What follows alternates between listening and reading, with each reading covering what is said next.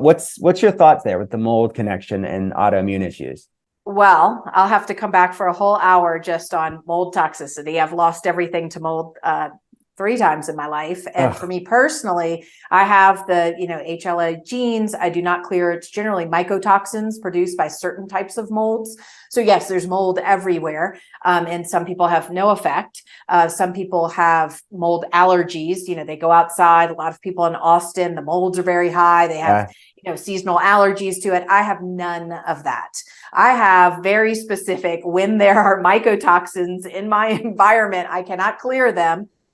And what happens to me is I basically get hyperthyroid. I've also seen, that was one of the things that began me on look, it's just back to the spectrum. Even someone like myself who lives and breathes this, for external factors outside of yourself, don't blame yourself, can move back up that spectrum. And that has happened to me. I was right after I got married, I was moving back up that spectrum. I had some horrible antibodies that were never positive, but because I was a kid in a candy store and had a lab in my office, was constantly checking things.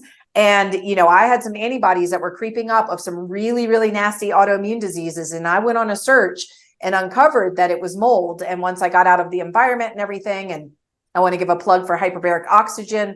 It's a highly incredible tool to use for autoimmunity, COVID, long COVID, lots of things. It's one of the things that really helped me get all of my antibodies negative.